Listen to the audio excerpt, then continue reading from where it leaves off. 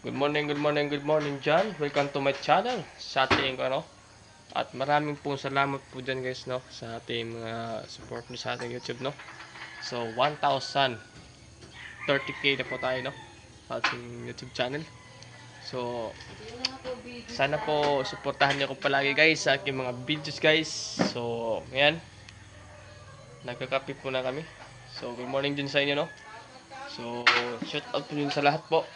Yung Valentine's Day guys, ayan, 14, kaarawan ng puso. Kaarawan ng buhay guys. Kapag isang tao ay kaunti lang ang buhay, maaga tayong kukunin ng Panginoon. Siyempre, sino ba ang nagmayari sa ating buhay? Kundi ang Panginoon lang. Kundi si God lang. Ngayong linggo na ito ay bigyan natin ng pagkakataon ng ating Panginoon na bumalik sa Kanya, mag-alagad sa Kanya.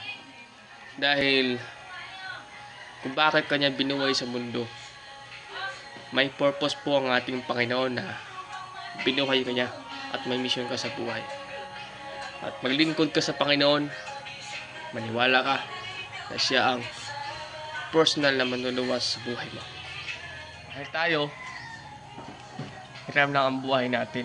Hindi natin alam guys na kailan tayo mawala sa mundo, kailan tayo kukunin ng Panginoon. So tayo, hindi tayo makapunta sa langit kung hindi tayo makahinto sa itong mga sala. So dapat humingi tayo ng tawad sa Panginoon natin na ay tayo ay nagkakasala, ay tayo ay makakasala, no? Yun talaga ang buhay guys, na dapat yung linggo na ito manalig tayo sa Panginoon at magsimba po tayo guys, kasi ito lang po ang paraan para magbago ang buhay natin, no? Baguhin natin ang buhay guys. Sana po humingi tayo ng tawad sa Panginoon natin. Yun na po, kasi tayo magpasalamat sa Kanya sa mga binigay ng biyaya tayo sa Kanya. Panginoon, maraming salamat po sa mga araw na yung linggo na ito. Bigyan mo kami ng kalakasan, bigyan mo kami ng healthy sa buhay namin. Panginoon, ingatan mo kami Panginoon sa lahat ng hamon ng buhay namin, kasi may mga problema kami. Dapat ikaw lang po ang makasalbad sa aming mga problema. Panginoon, lalapit ako sa iyo Panginoon at humingi ako ng tawad sa aking nagawa. Panginoon, Panginoon, ikaw lang po provide sa amin kung ano ang gagawin namin. Ikaw po ang mga decision Panginoon sa lahat, Panginoon, dahil ikaw lang po ang nagmamay-ari sa lahat ng buhay namin. Hindi kami mabubuhay wala ka Panginoon. Panginoon, sana po yung araw na ito i-bless mo kami at bigyan mo kami ng blessing Panginoon, dahil po kami ay nandyan para sa iyo. Palagi ako nagdadasal Panginoon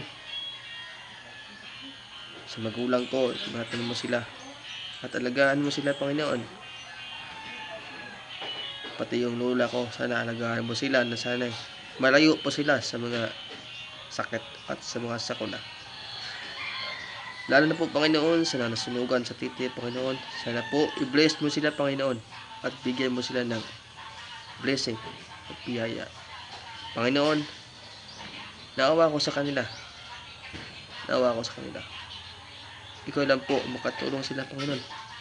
Ikaw lang po magpalambo sa buhay nila, na sana maayos na kanilang buhay, maayos yung buhay nila, yung mga bahay nila. Nung nasunugan Panginoon, at bigyan mo sila ng pagkain at tulong, tubig, para hindi na sila mauuhaw. Panginoon, maraming salamat po sa lahat, no?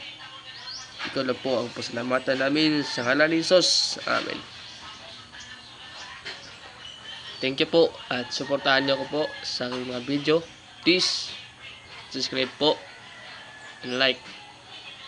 ito sa ating mga video na ito. So, tungkol sa ating Panginoon, pagpasalamat tayo sa Kanya sa mga tanggap ng biyaya sa Kanya. Amen. Yun lang po at maraming salamat.